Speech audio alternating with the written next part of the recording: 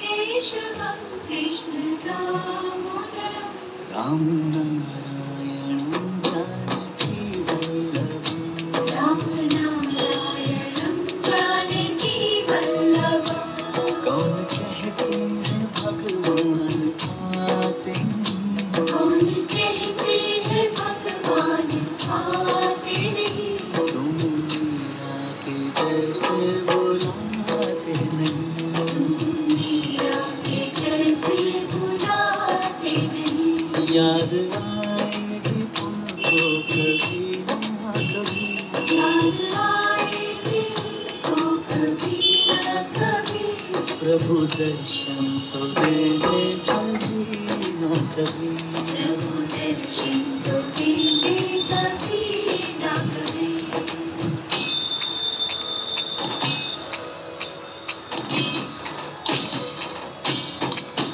गोविंद बोलो हरि गोपाल बोलो गोविंद बोलो हरि गोपाल बोलो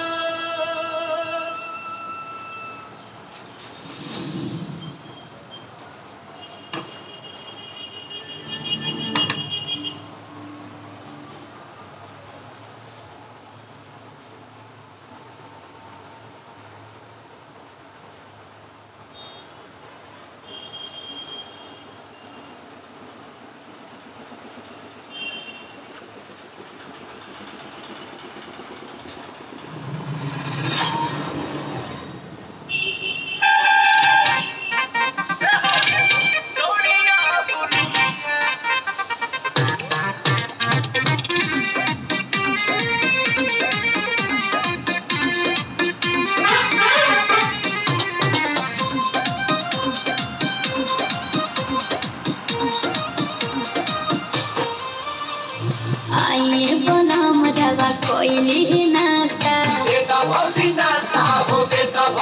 भुजिया पराठा के कोई नहीं व्यवस्था अरे मजाक मत करो साहब ओके भैया बड़ी सुघर लगे तो हम लुकिया धनी बहिरी जब मारे सुकिया धनी सड़िया पुलुकिया धनी सड़िया पुलुकिया धनी सच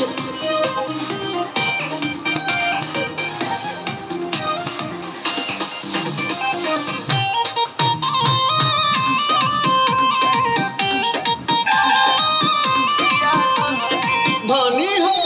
हाँ जी बारू से आन बाकी लागे लुलाई के मेकअप के जरूरत आ नहीं